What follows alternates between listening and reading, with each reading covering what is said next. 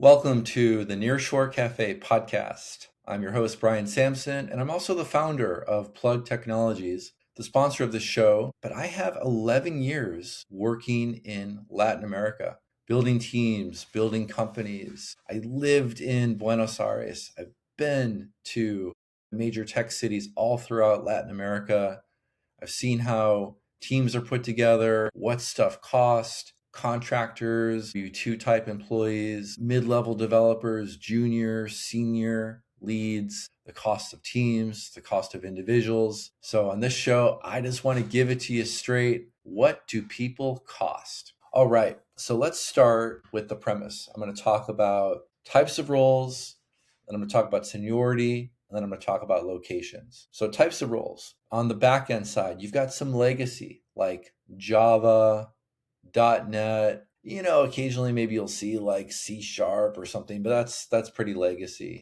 So we'll stick to Java.NET. On the more modern side, you've got full stack developers, Angular, React, Bootstrap, modern type of technologies. Salesforce administrators and Salesforce developers. DevOps, you've got AI engineers, data scientists, QA, both manual and automation, and then project managers and business analysts. So that might not cover every single role, but it covers a lot that people might nearshore. And then we've got some of the major countries: Mexico, Brazil, Argentina, Costa Rica, Colombia, Nicaragua. And I know there's more countries in Latin America: Peru, Bolivia, Uruguay, and so forth. So there's going to be some opportunity to make logical leaps and assumptions based on this standard data that I'm going to give. Okay, so generally speaking, I think Mexico is like a midpoint priced country. I think Brazil and Argentina, for at least for tech talent, are on the more expensive side. Costa Rica is more on the expensive side. Colombia is a little bit under. I think Nicaragua is more significantly under market. And of course, you're going to find exceptions. And what I love about the way the world is shifting towards is great talent is getting connected to great companies and wages are converging. So in a way, like the best talent is paid regardless of country. But this podcast is meant to be like the general rule of thumb for what talent might cost. Okay, so let's get into some real numbers here. If you're looking at, now this is if you were to go direct and try to hire somebody, because I also want to remove any like wild, irrational assumptions like you could find a software engineer for $6 an hour because they're outside the US. Nope, not correct. Honestly, you probably can't even find that in Southeast Asia anymore. But Latin America, you're going to probably be starting at several $1,000s a month, period, for even a junior engineer. So call it, $2,000 is like the minimum amount that you'd pay, and six figures per year. So call it, what is that, like $8,000 a month, $9,000 a month. That might be like towards the ceiling of a senior/lead engineer.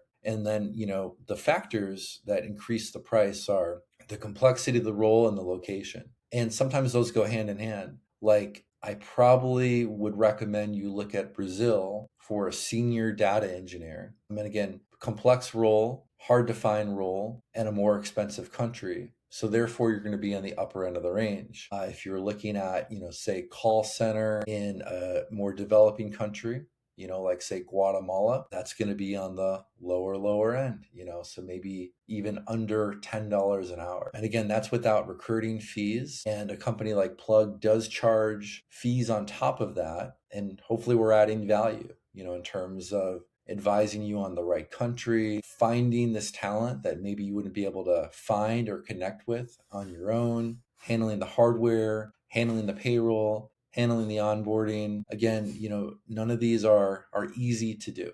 Okay, so that's where companies like Plugg and our competitors try to add the value.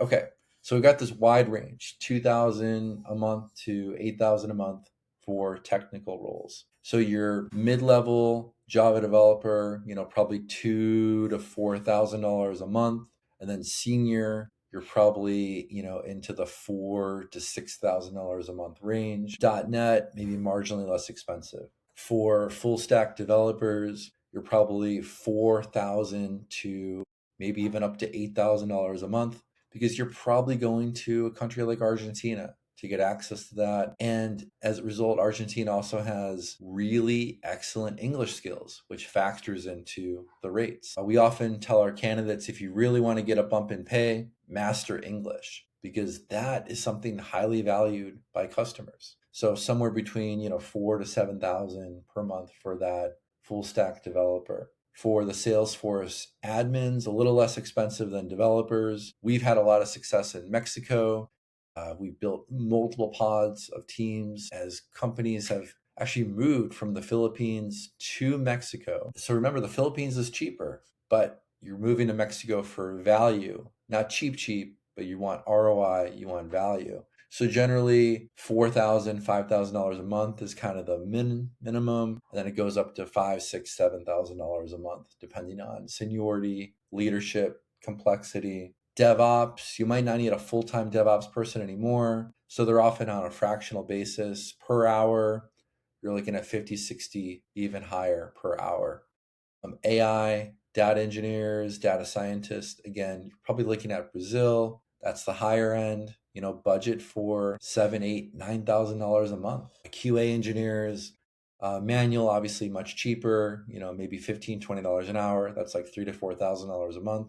Automation, we really look at those as like backend engineers. So very similar to the Java developer salaries that we quoted. Project managers, business analysts, PMs are a little bit more usually than BAs, but you're looking at, $4,000 a month maybe as like the midpoint. It could go up to $6,000, $7,000 a month based on seniority, domain experience, that really matters. English fluency, and there's a lot that goes into the skill set.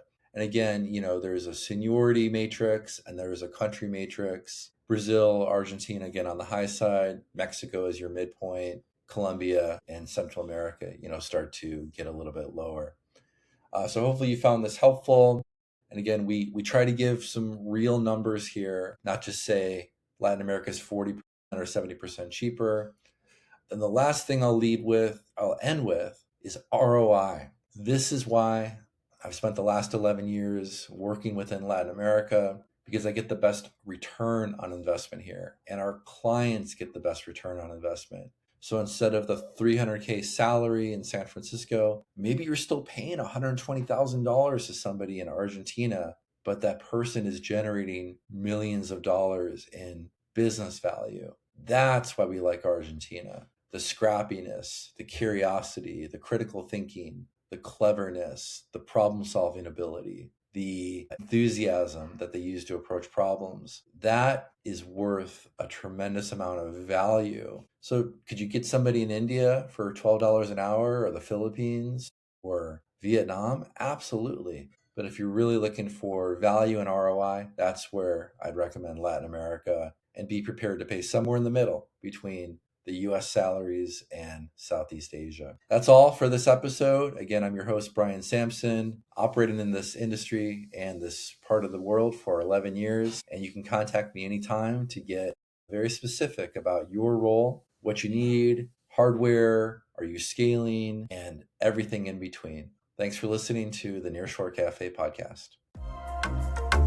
Thanks for joining us at the Nearshore Cafe podcast.